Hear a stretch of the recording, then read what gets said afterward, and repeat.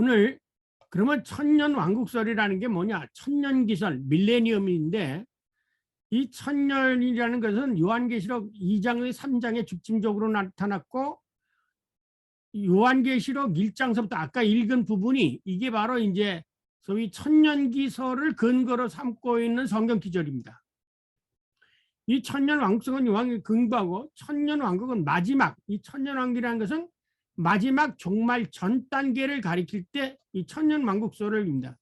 그런데 이 천년이라는 시간이 크로노스적인 시간이냐 아니면 카이로스적 시간이냐에 따라서 그 천년이 역사 내적 천년왕국이 되냐 아니면 초월적인 영적 세계의 천년이 되느냐 이렇게 달라지는 겁니다.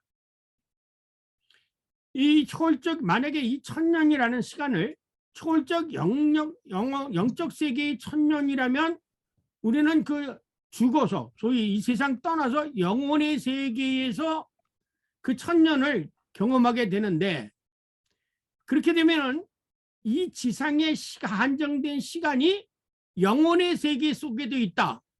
그러면 말이 무슨 뜻이죠? 영혼에도 시간이 개념이 있느냐? 하나님 나라에도 시간 개념이 있느냐? 그래서 이것을 초월적으로 해석할 경우에는 시간과 영혼이라는 모순에 봉착할 수밖에 없습니다. 그래서 대부분의 이 신학자들은 이 천년을 역사 내적 천년 왕국으로 이해를 받습니다.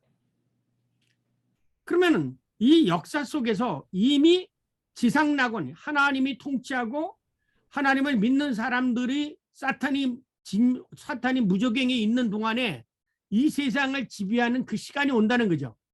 그래서 이 사이비 교단들이 항상 이걸 사용하는 거예요. 역사 내에 천년왕국이 있다. 그런데 그 천년왕국이 바로 우리 교단을 통해서 이루어질 것이다. 이렇게 주장을 해온 거죠.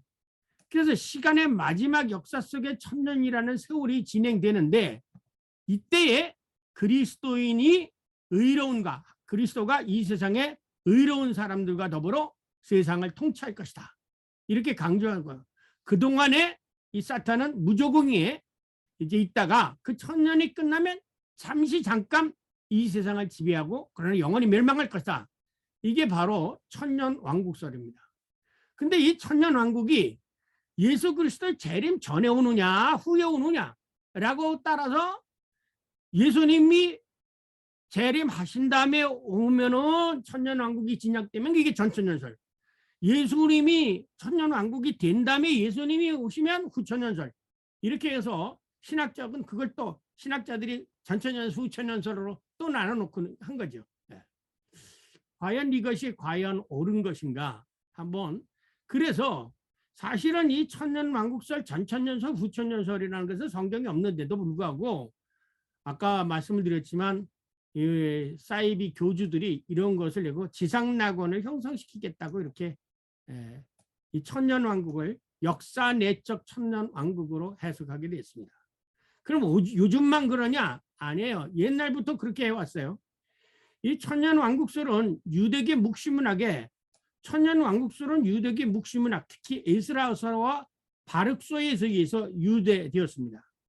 이 설은 초기 역사적 현세적 종말과 초월적 피한적 종말의 대립을 중재하려는 의도에서 그러니까 이 하나님의 나라가 이 땅에 지상에서 형성되어진다라고 생각하는 이론과 우리가 세상을 떠나서 저 피안의 세계, 영혼의 세계 속에서 형성되어진다라는 이 두 개의 갈등, 이 문제를 해결하려고 하다가 이 두 개 사이에 하나의 타협안으로 나온 것이 바로 이 천년왕국설이라는 겁니다.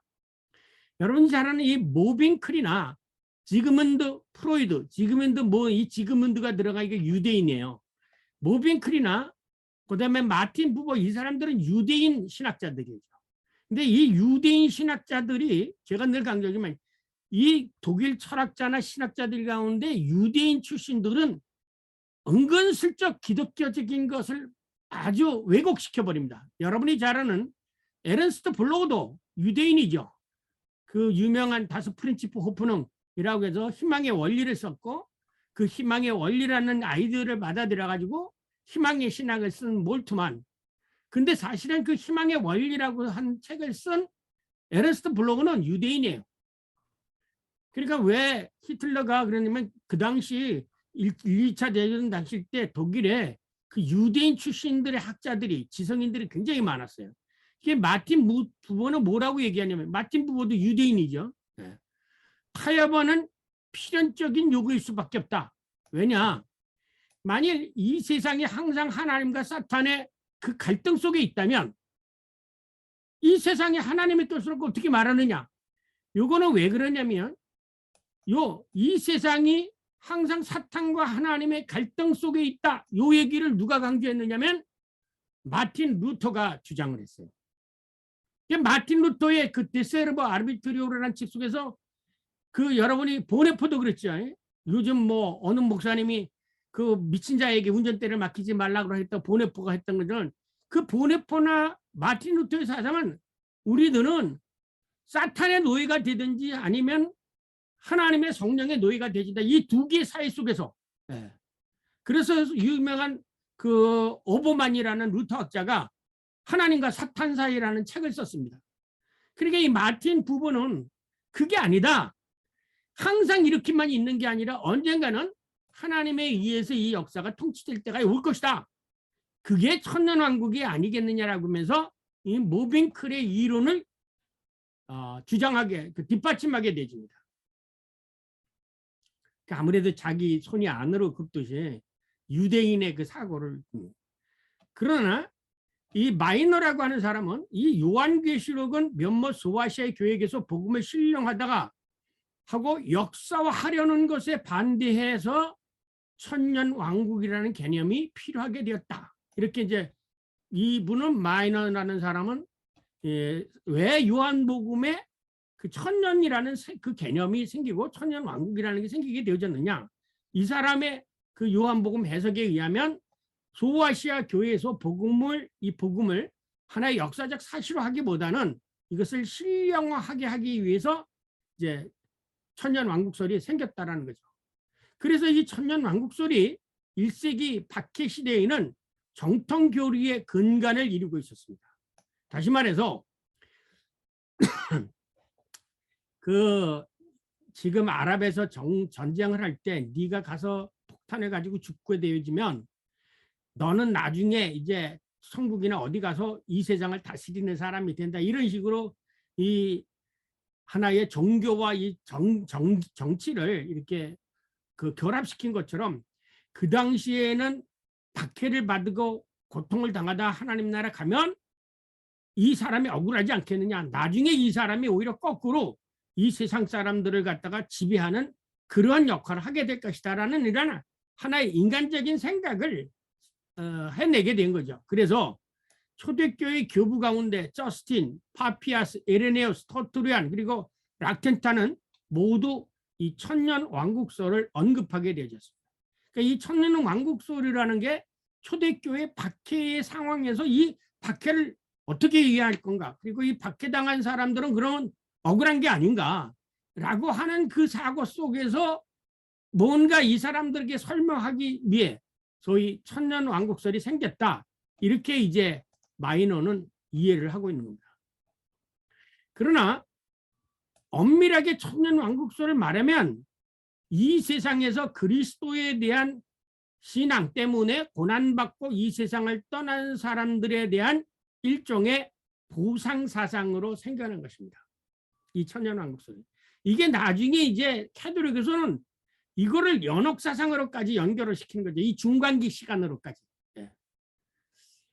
원시 초대교회 공동체에서는 천년 왕국설이 박해받는 그리스도에게 희망은 주었습니다. 나는 내가 억울하게 죽고 그리스도의 신앙을 지키다가 순교당하지만 그러나 언젠가는 내가 승리해서 오늘 나를 박해하는 놈들을 내가 치리하게 되겠다. 이런 어떤 그 희망, 막연한 소망을 주는 데는 이제 공헌을 했지만 그리스도교가 공인된 이후, 그러니까 여러분이 이제는 대로 이 어거스틴 이후, 아우구스티누스 그때 이후부터는 이 천년왕국설이 어떻게 바뀌어지냐면 세계 통치자 및 교회 지도자들은 천년왕국소를 교회를 통하여 하나님께서 이 지상을 지배하게 되어진 것으로 해석하여 국가와 교회를 신성화하기 시작했습니다. 그러니까 여러분이 잘 아는 대로 로마 교황이라든지 그런 것을 통해서 이 천년왕국의 하나님의 그 통치가 이 지상에서, 그 천년왕국이라는 시간의 개념을 이 지상으로 한 거죠.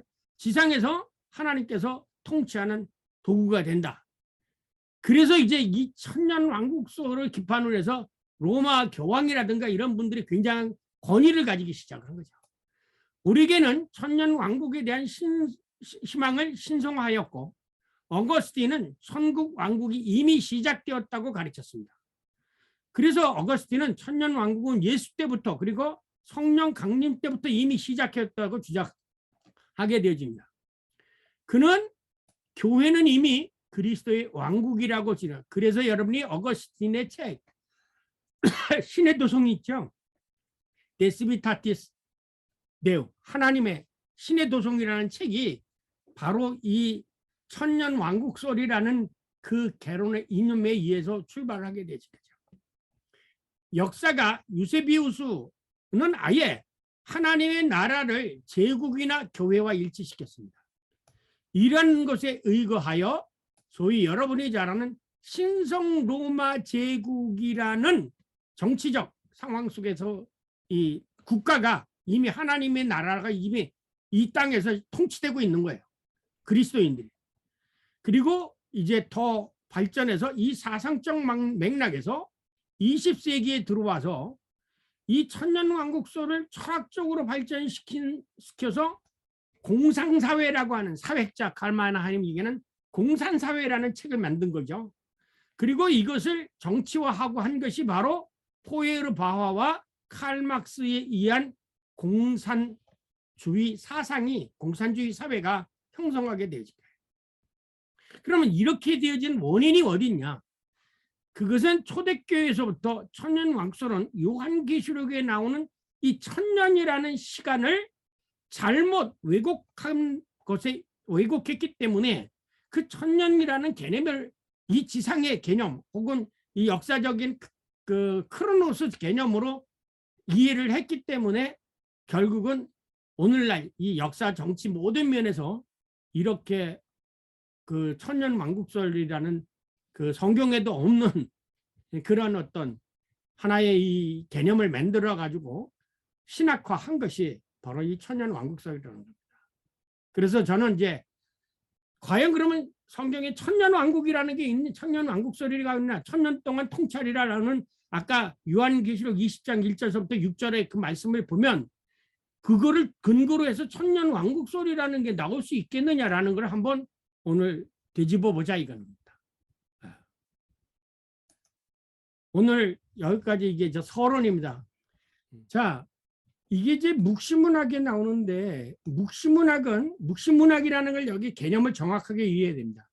묵시문학은 현재 역사 속에 숨겨져 있는 의미, 지금 우리가 일어나고 있지 않는 그 역사적 사건 속에 숨겨져 있는 것을 해석해서 아직 실현되지 않는 새 시대, 미래를 예견하기는 것이 바로 묵시문학의 특성입니다.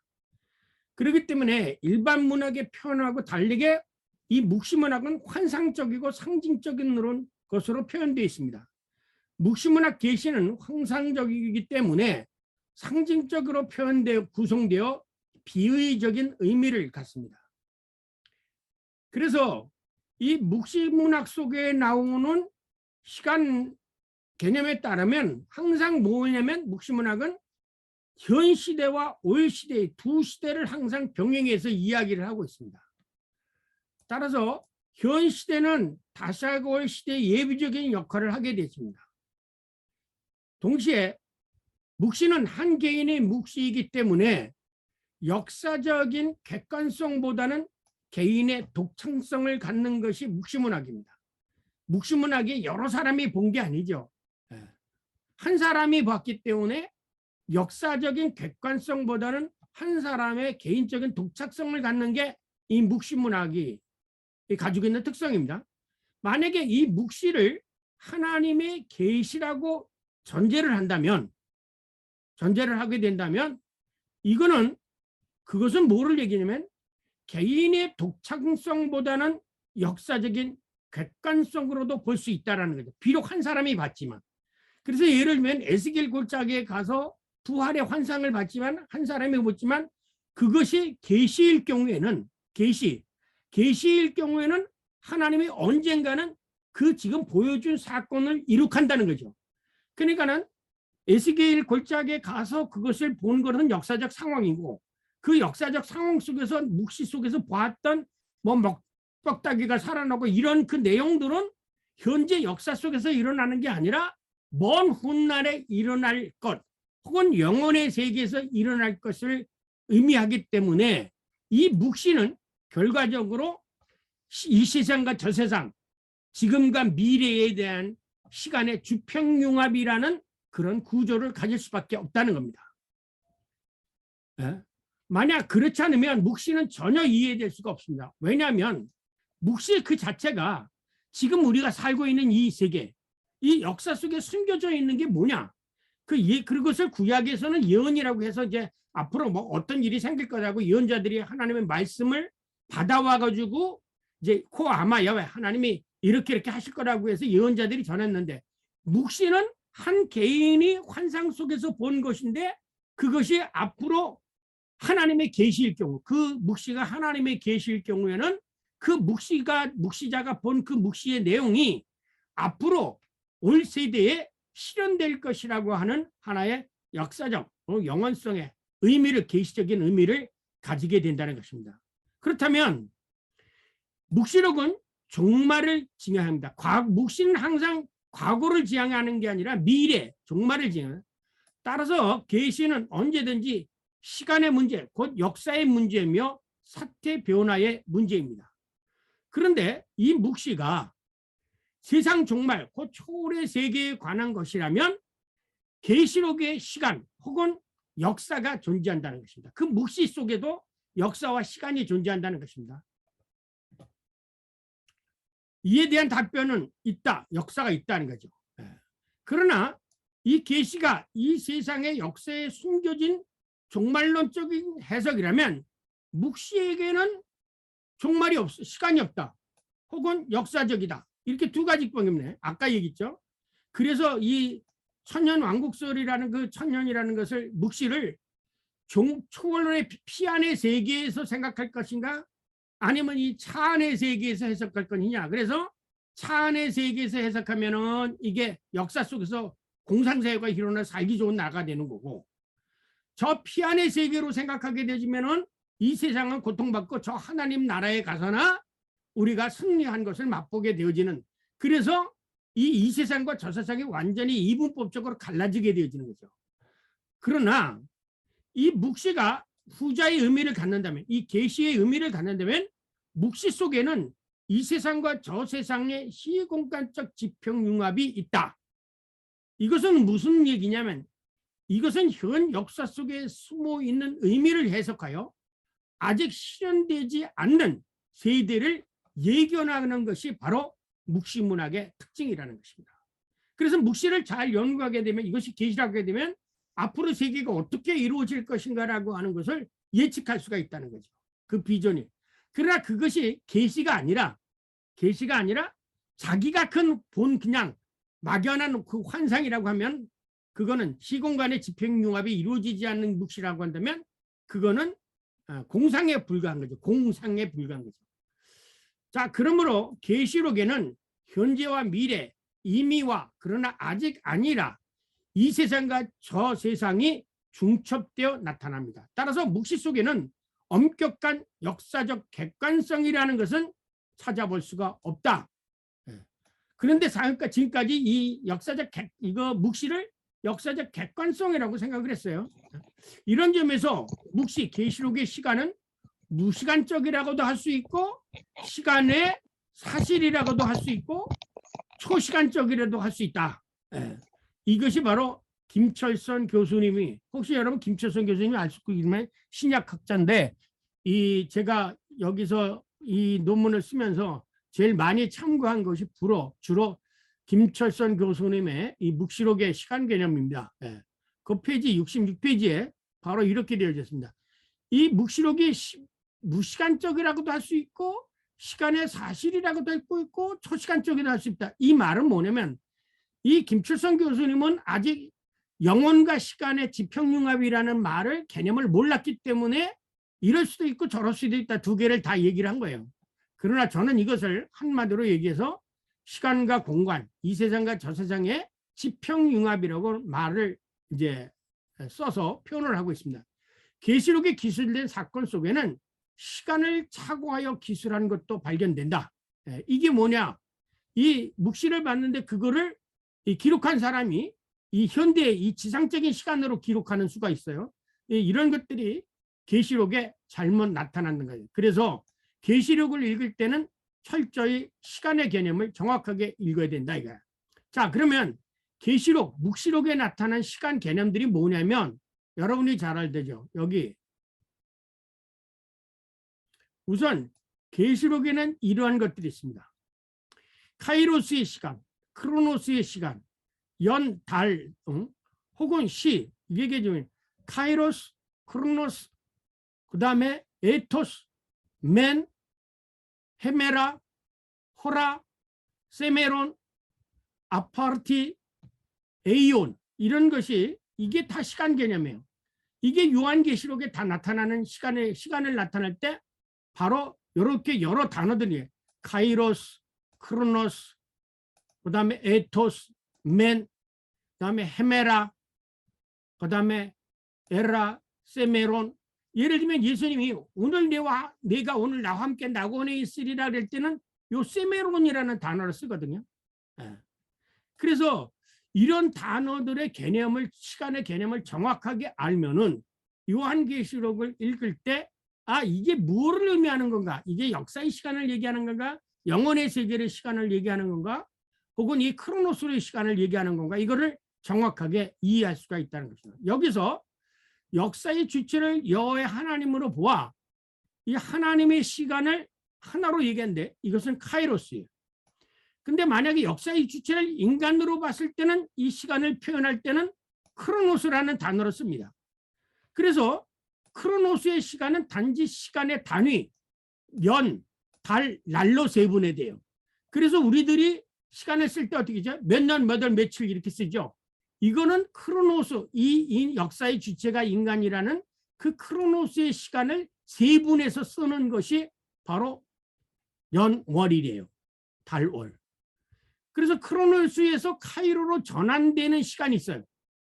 이 우리들의 인간의 역사 속에서 영혼의 시간으로 전환되는 그 계기를 성경은 어떻게 쓰냐면 오늘, 이게 오늘이에요. 그래서 예수님이 내가 오늘 나와 함께 있으라. 지금까지는 하나님의 그 백성이 아니었다가 오늘 내가 회개함으로 하나님의 백성이 되면 그때 오늘이라는 시간을 씁니다. 때라고 하고도 하고요. 혹은 이제부터라고도 하고 라는 시간을 나타내는 부사를 사용하고 있다는 거죠. 그래서 하나님의 시간 카이로스는 영혼의 특성을 갖습니다. 이 카이로스 역시 무시간을 의미하는 게 아니에요. 무시간을 의미하는 카이로스는 왜냐하면 히브리적 인지 구조에 의하면 시간이 존재하지 않으면 아무 실체도 존재하지 않기 때문에 무언가 있다고 한다면 그 속에는 항상 시간이 개념이 있다 이거죠. 이게 이제 4차원의 세계예요. 내가 이 히브리 사고에서 내가 앉아 있다는 것은 계속해서 앉는 행동을 계속해서 하고 있다는 거예요. 시간이 없어지면 어떻게 되느냐? 내가 앉아 있다가 탁 쓰러지죠. 그래서 이것은 히브리적인 사고의 카이로스가 무시간적이 아니라는 것은 뭐냐면 하나님이 지금 역사하고 계시다고 하는 것은 끊임없이 시간이 존재한다는 것이죠. 그러나 그 시간의 계산은 우리들이 생각하는 이 카이로스의 연원일이 아니라는 거예요. 무슨 의미인지 이해하시겠습니까? 계시록은 묵시를 증언하기 때문에 이 지상의 역사를 가리키는 크로노스의 역과 하나님의 시간을 가리키는 카이로스가 함께 나오고 있다는 거예요. 이게 중요한 겁니다. 묵시라는 건 아까 얘기했죠. 이 세상 속에서 저 보이지 않는 세계의 미래를 얘기하기 때문에 항상 시공간의 주평융합 속에서 이 세상과 저 세상의 지평융합을 가르고 있기 때문에 이 크로노스의 시간 개념과 카이로스의 시간 개념이 항상 같이 나온다는 거예요. 그래서 오늘 혹은 때, 이제부터는 이건 카이로스의 시간이고 몇 월, 며칠, 몇 해, 몇 년 동안 혹은 7년 동안, 40년 동안 이거는 크로노스의 시간이라는 거예요. 이게 두 가지가 같이 나오게 된다는 거. 이게 묵시문학에 나타나는 하나의 특성입니다. 그러면 어떻게 이 시공간의 지평이 이루어지느냐? 이게 시간이 없기 때문에 이 카이로스의 시간, 하나님의 시간을 가르친다라는 거고요. 넘어가겠습니다. 그래서 이 카이로스의 시간을 가르쳐서 예를 들면 천국이 가까이 왔다라고 할 때 이 가까이 왔다라고 하는 것은 크로노스의 시간이 아니라는 거예요. 하나님의 시간이 가까이 왔다라는 뜻이라는 거예요. 그래서 이때 천국이 가까이 왔다라는 것을 갖다가 많은 사람들이 크로노스적으로 생각하면 몇 년, 몇 년, 뭐 2000년 후에 몇 년 후에 하나님 나라가 온다. 뭐 이렇게 계산을 할 수 있어요. 근데 그게 아니에요. 이 천국이 가까이 왔다라는 이 개념, 요 개념은 뭐냐면 여기 보면은 에게켄 카르 바실레이아투 우라눈 하나님의 나라가 가까이 왔다. 이것은 카이로스 하나님의 시간이 가까이 왔다. 하나님의 통치가 가까이 왔다. 그 말이지.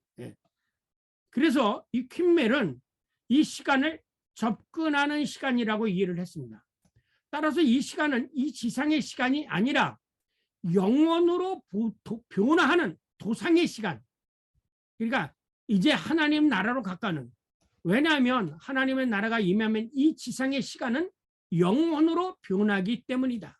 요거예요. 그래서 뭐냐면 강도가 십자가에서 죽잖아요. 죽는 순간 그는 이 지상의 시간에서 어디의 시간으로 가요? 영혼의 시간으로 가기 때문에 그 영혼의 시간으로 변화되어지는 그 시간을 성경에서는 뭐라고 얘기하냐면 세메론, 역사의 시간에서 영혼의 시간으로 변형되는 거. 지금까지는 네가 사탄 마귀에 자났다가 오늘 내가 세례를 받고 하나님의 자녀가 되는 그 시간, 그게 바로 세메론이라는 거예요. 오늘, 이제부터, 이후로는. 그래서 이 세메론이라는 것을 번역할 때 오늘이라는 번역반이 아니라 이제부터, 이후로는, 지금부터는 그런 뜻이라는 거죠. 그래서 이 세메론이라는 것이 뭐냐면 이 카이로스는 뭐냐면 전환의 시간, 신기원의 시간이죠. 그래서 우리가 이 기원을 할 때 예수 그리스도 이전과 그리스도 이후를 따지지 않습니까? 그러니까 예수 그리스도로부터는 새로운 시대가 시작이 되어졌기 때문에 뭐라고 씁니까? 아노 도미니라고 그랬잖아요. 도미니. 그 이전에는 비포 크라이스트, 예수 그리스도 이전이라고 생각하는 건 예수 그리스도 이전에는 인간의 영혼의 구원이니까 예수 그리스도로부터 인간의 그 멸망의 상태에서 예수 그리스도를 통해서 새롭게 하나님의 자녀가 될 수 있는 시간이 열렸다. 그래서 그 전환기를 신기원으로 삼기 때문에 에이지로 보는 거하고 똑같은 거예요. 그러니까 성경에서 말하는 이 오늘 세메론이라는 것은 과거의 시간에서 새로운 시기로 전환되어오는 거. 전환되어지는 이 전환과 신기원의 시간을 세메론이라고 해요. 그래서 이렇게 땅이 망하게 된 자를 멸망하게 할 때로서 예언의 두루마리 말고 때가 가까웠느니라. 이 때가 뭐냐면 이제 지금까지는 인간의 통치를 하다가 하나님의 통치로 시작할 때 그 때를 가르칠 때 그 시간을 세메론이라고 말한다. 그것이 바로 그 하나님의 시간을 가르치는 계시록에서 심판의 때. 그래서 이와 상황하게 카이로스의 시간을 사도 바울과 사도행전도 심판회로 특징집니다. 그러므로 때가 이르기 전에, 그게 뭐야? 하나님이 오시기 전까지라는 뜻이죠. 어둠에 감추어 드러난 것을 나타내게 되리라. 결론적으로 말하면 이 카이로스라는 시간은 계시록뿐만이 아니라 성경 다른 곳에서도 심판의 의미 혹은 구원의 의미, 이 하나님이 이 지상의 역사에 개입하는 시간을 가르쳐서 카이로스라고 평했다라는 거죠. 이 카이로스라는 시간이 계시록에서 나오는 것을 아주 당연하죠. 왜? 역사가 변환이 되니까. 이러한 카이로스의 시간 표현은 결코 이 지상에서 상대적으로 한정된 시간, 카운트할 수 있는 시간, 그게 아니에요. 그래서 여러분 보시면 창세기를 읽을 때 있잖아요. 첫째 날, 둘째 날이라는 거 자꾸 첫째 날, 저녁에 되고 아침에 되니 첫째 날, 둘째 날 이렇게 얘기하지. 뭐 2000년, 3000년, 4000년 이렇게 계산하지 않잖아요. 그날을 저녁이 되고 한침이 되고 그게 오늘이에요. 세메론. 어떤 단계로부터 다른 건 단계로 전환되어지는 시간. 멸망의 시간에서 구원의 시간으로 바뀌어지는 시간. 이게 세메론이고 이게 카이로스라는 시간이죠. 그러니까 이제 우리가 세례를 받게 되어지면 모든 성도들은 누구의 지배를, 이 세상에서는 카이로스의 시간, 크로노스의 시간이 있지만 하나님 안에서는 카이로스의 시간이, 크로노스의 시간과 카이로스의 시간에 두 개의 시간에 우리가 지배를 받게 되어집니다. 그리스도인들은 하나님의 시간에 때. 그래서 하나님의 시간은 이 긴축성이 있어요. 늘어날 수도 있고 줄어들 수도 있고. 그래서 카이로스의 시간을 카이로스를 생각할 때 하루가 천년 같고 천년이 하루 같은 거예요. 이게 늘어날 수도 있고 줄어들 수 있고 얼마든지 하나님의 역사 안에서. 그러나 이 세상에 끄는 해가 져야 저녁이 12시간이 돼야 되잖아요. 이게 다른 거예요. 그래서 여기 크로노스는 일반적으로 지상의 수평적 시간 개념이에요. 그래서 이것을 연, 달, 월수, 시, 그러니까 뭐냐, 몇 년, 며칠, 몇 월. 그래서 이 동양에서는 이걸 뭐라고 그러죠? 사주라고 하잖아요. 사주요. 사주 보잖아요. 사주팔자는 보러 가려면 뭐 가져오라고 그랬죠? 사주 가져오라고 그랬잖아요. 생년월일시 이거 가져오라잖아요. 이건 크로노스의 시간이 아니에요. 이 크로노스의 시간이에요. 카이로스의 시간이 아니에요. 우리는 지금 이거를 이 법칙에 따라 대전하는 게 아니라 이 크로노스 시간이 하나님의 시간으로 전환되어지는 거. 이게 하나님의 그것을 모르고 카이로스고 그 전환의 시기를 얘기할 때 성경에서는 뭐라고 얘기하냐면 오늘이라고 얘기하냐. 세메론이라고 말한다. 그래서 이 시간은 묵시록에도 기록되어질 때 이 묵시록에도 이 크로노스의 시간이 나오는데 이 크로노스의 시간은 이 지상에서 살았을 때의 삶을 언급할 때는 이 지상의 시간대로 그대로 써요. 내가 그에게 회개할 기회를 주었다. 자기 음행을 회개하지 아니하였다. 이 기회의 시간을 주었다. 이거죠. 여기에 크로논이라는 말이 나오죠. 크로노스. 크로논 해나 메타노이아, 메타노이세. 내가 시간을 줬다. 그 시간에 어떤 메타노이아, 회개할 시간을 줬다 이거죠. 이건 때라고 보지만 이거 크로노스예요. 크로노스에서 나온 단어죠. 크로논. 너에게 회개할 시간을 줬다. 근데 네가 시간을 회개하지 않았다. 이게 요한계시록이에요. 그러니까 이 묵시록에서도 이 지상의 얘기를 할 때는 이 크로노스의 시간 개념을 그대로 가지고 온다는 거죠. 그래서 계시록에는 이 지상의 수평적 시간에 상응하는 시간 단위에 대한 표현이 여러 개 나오죠. 1000년 동안, 5달 동안, 낮의 3분의 1 이런 것들은 다 요한계시록에 기록되어져 있지만 사실은 이것은 카이로스의 시간을 얘기하는 게 아니라 크로노스의 시간을 얘기한다는 거죠. 그래서 아까 읽었던 요한계시록이지만 용을 잡으니 100년 옆에 사탄이 무제공에 들어가 있던 1000년 동안 있으리라. 이 1000년 동안이라는 것은 하나님에게는 카이로스의 1000년이 아니라는 거죠. 이 지상에서 있었던 1000년을 얘기하는 거죠.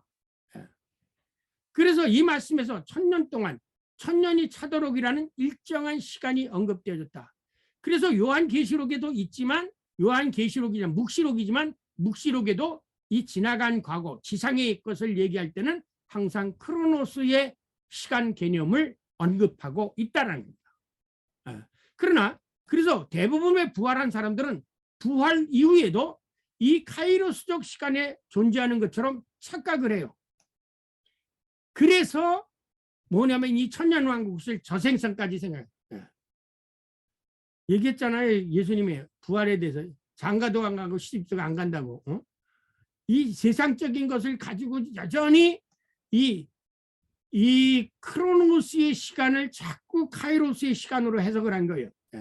그래서 생긴 게 뭐냐면 천년왕국설이에요. 그러니까 뭐는 묵시록에 나타나는 이 지상의 크로노스적인 표현을 그냥 영혼의 세계처럼 해석을 해가지고 받아들인 게 바로 천년왕국설이라는 거예요.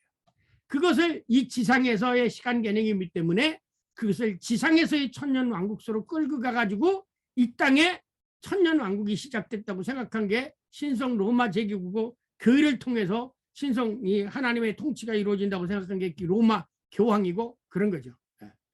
따라서 요한계시록에서 크로노적 시간이 언급되어 있으나 그 의미는 결코 산술적으로 계산할 수 있는 한정된 시간의 개념을 의미하지 않는다. 요한계시록 2장 1000년 동안 1000년이 타도록 다음에 잠깐 이렇게 나오는데 이것은 그 요한계시록의 1000년이 크로노스적인 1000년을 얘기하지 않는다는 거죠. 왜냐? 똑같은 의미를 이제 거기 20장 10절을 읽어보세요. 여기는 사탄마이가 똑같이 무적행위가 들어가는데 거기서는 이 1000년이라는 단어를 뭘로 바꿔 쓰느냐면 한번 읽어보세요. 또 그들을 미혹하는 마귀가 불과 유황못에 던져지니 거기는 그 짐승과 거짓 선지자도 있어 세세토록 밤낮 괴로움을 받으리라. 네. 거기에는 뭐라고 되어 있느냐면 이 세세토록이라고 그랬습니다. 헤이스 투 아이노나스 투 아이노안. 그러니까 영원부터 영원까지라는 뜻이죠. 에이온이라. 우리나라는 이걸 번역을 세세토록이라고 했는데 폰 에비카이트 주 에비카. 영원부터 영원까지. 밤낮 겨울. 그건 뭐예요? 영원히 천년이라는 이 단어를 이렇게 바꿨었어요. 그게 뭐냐? 영원히 네가 무정행에 들어가서 고통을 받으리라는 거죠. 이 말은 천년이라는 그 개념은 이 지상의 크로노스적 개념이지만 그리고 잠시 동안이라는 것은 크로노스이지만 모든 하나님의 지배 아래 들어갔으면 카이로노스로 전하게 될 때는 이것이 개념이 바뀌어진다는 거예요. 그래서 사도 베드로는 사랑하는 자야 죽게는 하루가 천년 같고 천년이 하루 같다 그랬어요. 앞에 뭐였어요? 천년 동안 그리고 잠시 동안 요 말이죠. 그 말이 바로 천년이 하루가 천년이라는 말로 바뀐 게죠. 베드로가 그렇게 이해해서 그랬어요. 따라서 요한계시록 2장 2절 7절의 천년이라는 크로노스적 시간 개념은 이 지상의 산술적 시간 개념이 아니라 카이로스처럼 언제든지 하나님에 의해서 단축 연장될 수 있다는 여세세 무궁토록이라는 개념이다. 그래서 왜냐하면 다니엘서 12장 7절에 보면 한때, 두때, 세때, 반때 그런 말이 나옵니다. 이 말은 뭐냐면 하나님의 장중 안에서는 언제든지 그 시간의 의미가 바뀌어질 수 있다. 따라서 요한계시록의 천년이는 오히려 세세토록 혹은 영원이라는 의미를 갖는다라는 거죠. 여러분, 우리가 영원이라는 개념을 우리나라 사람들은 어떻게 표현해 주시는지 아십니까? 대한민국 만세! 그러죠. 옛날에는 임금한테 천세 그랬어요. 그러다가 나중에는 만세 그랬거든요. 그 만세라는 뜻이 영원이라는 뜻이에요. 그래서 여기 세세토록이라는 것도 영원토록이라는 뜻입니다.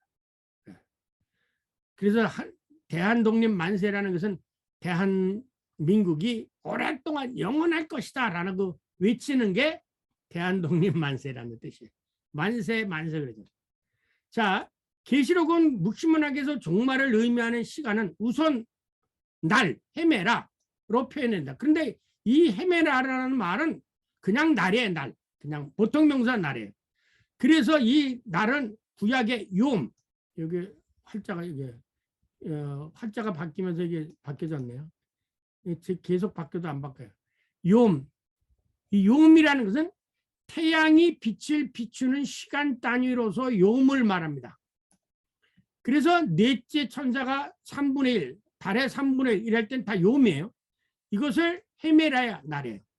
그래서 이 날이라는 것에 대해서 그날이 어떤 날이라는 것을 특징지어 말할 때는 쿠리아케 헤메라, 주의 날, 진노의 날, 혹은 심판의 날. 이거는 그냥 날수라는 거예요. 그런 거 그냥. 근데 안디바의 때, 그때, 호라 이 단어는 일반적으로 하나님의 심판의 때를 가르칠 때가 있습니다. 자, 오늘이라는 개념으로 넘어가겠습니다. 이 오늘이라는 개념을 요 세메론이라는 말은 성경에서 뭘로 바꿔 쓰느냐면요, 아파르티 혹은 아이온으로 바꿔 쓴데, 이 아파르티 아이온이라는 말이 무슨 뜻이냐면 전환 혹은 신기온을 말하는 거예요. 그래서 예수님이 이 오늘이라는 말을 어떻게 표현을 했느냐 보세요. 오늘 우리에게 일용할 양식을 주옵시고. 이 말은 오늘부터라는 뜻이고요. 오늘까지 있다가 내일 아궁이에 던지는 풀도 하나님께서 이리 입히시고는 이 성이 오늘까지 있었으리라. 아침에 해가 불꺼 흐르면 오늘부터는 날이 굳겠다 하나니, 예, 오늘부터 포도원에 가서 일하겠습니다. 일해라. 오늘과 내일, 오늘부터 그리고 내일 내가 귀신을 쫓아내며 병을 고치리라.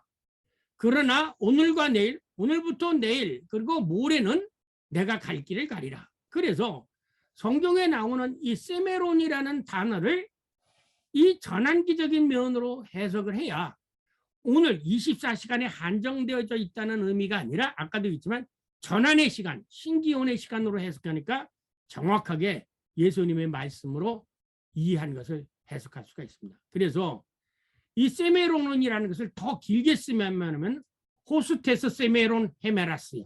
오늘까지, 오늘까지도. 이게 원어를 보면, 그래서 이 세메론이라는 말은 뭐냐면 이제부터는, 지금부터는.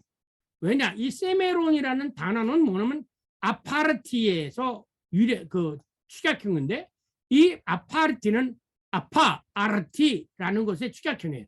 그러니까 아파아르티라는 것은 지금부터, 곧바로, 이제는, 지금부터, 이후로는, 이런 뜻이에요. 그래서 예수님이 내가 오늘 나와 함께 낙원에 있으리라 라는 그 오늘은 지금부터는, 이후부터는, 이제는 내가 오늘 나와 함께 낙원에 있으리라 라는 뜻이지 24시간 안에 네가 오늘 나와 함께 있다 그런 뜻이 아니라는 거예요. 그러나 내가 포도나무에서 난 것을 이제부터 아버지께 나라에서 너와 함께 마시는 날까지지, 마신 날, 그 날을 얘기하는 게 아니에요.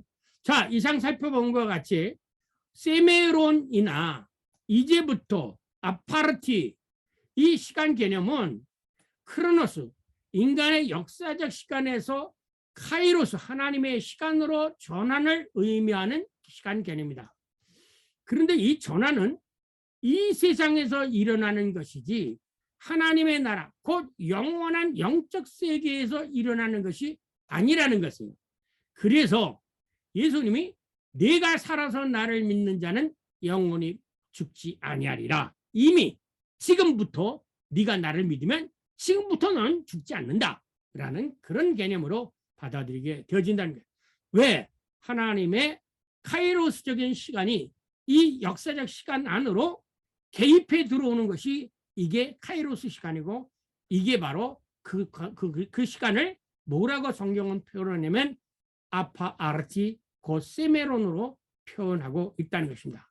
그래서 우리가 앞으로 강도가 들은, 강도에게 예수님이 하신 말씀 오늘 내가 함께 낙원에 있으리라는 말은 이제부터는, 이후로는 내가 나와 함께 낙원에 있으리라, 이렇게 해석해야 정확하게 해석할 수 있다는 것입니다.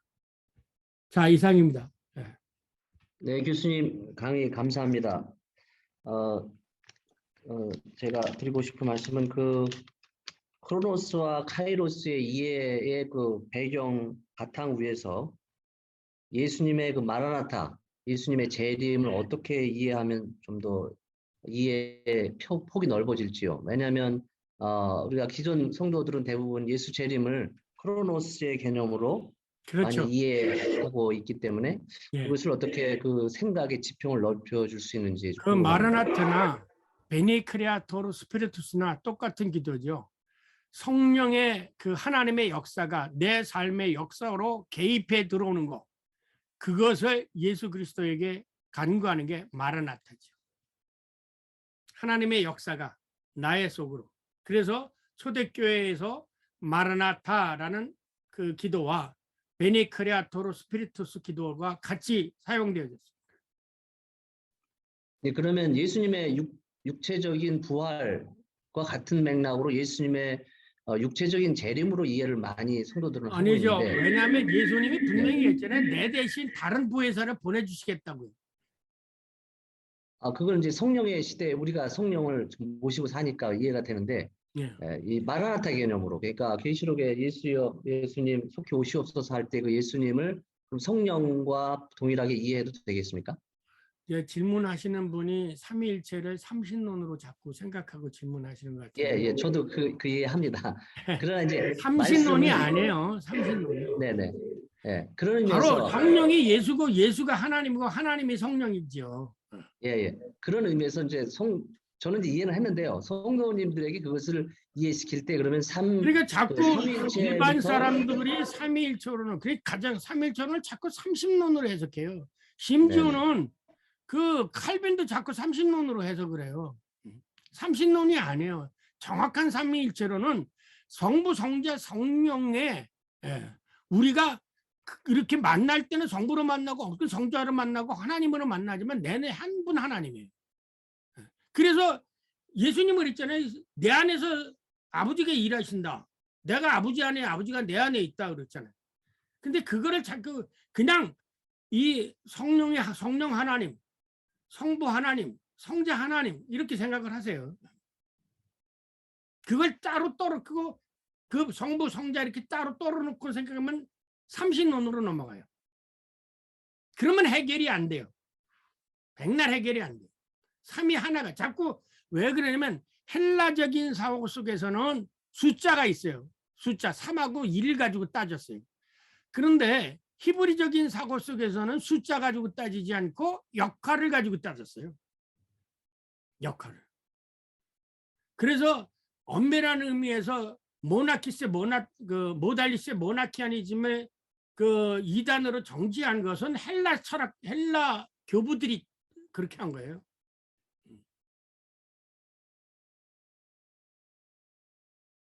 근데 그게 정설인지 아닌지를 모르잖아요. 교회에서 그렇게 한 거지.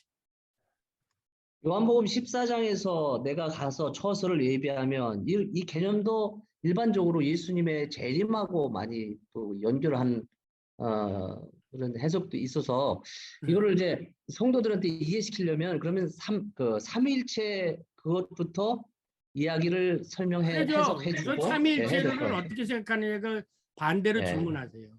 네네. 왜냐하면 이제 보세요. 다음 주가 시작하는데 우리 고은철 목사님 전에 질문한 거 있잖아요.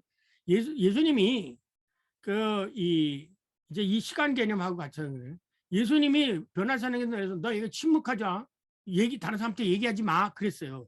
왜 얘기하지 말라는가? 그것도 다음 시간에 나오고. 그다음에 다음에 요한복음 마태복음 17장 변화산에서 있는데 변화산에서 내려오다가 제자들이 물어요. 엘리야를 봤으니까.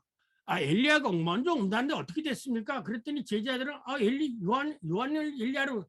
그러면 엘리야가 거기서 죽지 않고 요한도로 왔다는 건가? 그게 아니거든요. 그걸 존재론 쪽으로 해석하기 때문에 그래요. 거기는 성경이 틀렸죠. 예수님 말씀도 틀렸고. 그런 거를 자꾸 이해가 안 되는 거는 헬라주의적인 사고의 존재론적으로 혹은 숫자적으로 이렇게 생각하는데 제가 그랬잖아요. 그 수차 강조하지만 히브리적인 사고는 기능적이다 이거야. 똑같은 존재라고 할지라도 바가지를 가지고 똥을 품으면 똥바가지, 물으면 물바가지라 이거야. 그런데 우리가 바가지 가지고 물을 퍼서 그걸 갖다 똥바가지라고 얘기합니까? 물바가지라고 얘기하지. 그러니까 히브리적인 사고로 형성되어진 성경을 자꾸 헬라적으로 존재론적으로 읽게 되면 삼신론으로 세 가지 신이 어떻게 되느냐 자꾸 그렇게 질문을 하는 거예요. 한 분 하나님이 이런 일도 하고 저런 일도 하고 그렇게 한다고 생각하지. 그래서 제가 삼위일체론이 이해가 되면 성경은 다 이해가 돼요. 근데 그거는 말로 설명이 안 돼. 아, 그렇구나 하고 되는 거죠. 그냥 성령의 가르침에 따라 아멘 하고 느껴지고 깨달아지는 것이지 백날 설명을 해도 안 돼요. 그 영원한 주제 전에도 있잖아요. 예수님의 양성론. 그게 해결이 됩니까? 신학적 주제는 지금까지 해결된 게 거의 없어요. 그러나 성경으로 해석해봐요. 다 이해가 되잖아요. 마라나타나 예수님이 오시는 거나 성령이 오시는 거나 하나님이 오시는 거나 똑같은 거예요. 하나님이 지금 역사 안 하고 계십니까? 하나님이 일하고 계실 거 아니에요. 누가 일하는 거예요? 예수님 하나님 우편에 가냐만 앉아있고 성령은 팔베개 메고 누워 있나요? 우리 사고가 바뀌지 않으면 백날 성경을 해도 안 바뀌는 거예요. 그래서 제가 그랬잖아요. 지금까지 가지고 있던 거 다 서랍 속에 집어넣으라고. 그거 안 집어넣으면 백날 성경 읽어도 안 와요. 그런데 그게 해결이 되면 성경이 너무나 조직적이고 너무나 정말 논리적이고 정말 앞뒤가 딱 맞는, 누가 써도 그렇게 쓸 수가 없는, 그래서 영감된 책이고 정말 꿀보다 단 말씀이고 그게 자연히 토로하게 돼요. 제가 그 다음 월요일부터 마태복음 17장 그 강의 준비하면서요. 야, 이거 참 인간이 의지적으로 이걸 머리를 짜내서 쓰려고 해도 이렇게 안 되겠다는 생각이 드는 거예요. 안 돼요. 근데 어떻게 보면요, 모순통이에요. 아니, 예수님이 엘리야하고 만나고 하고서는 내려오면서 그 엘리야가 벌써 왔다 그러거든요. 그걸 어떻게 이석해요? 그러니까 제자들은 그냥 울먹여잠, 그럼 그거 아마 엘리야가 왔다는 거 세례요한으로 얘는 말씀하시는가 보다 그렇게 해석하겠다고 그걸 거기다 적어 놓은 거예요. 마태복음에다. 아, 그러면 우리가 생각해 보세요. 엘리야가 왔나요? 세례요한으로? 그럼 우리 엄마도 환상하겠네.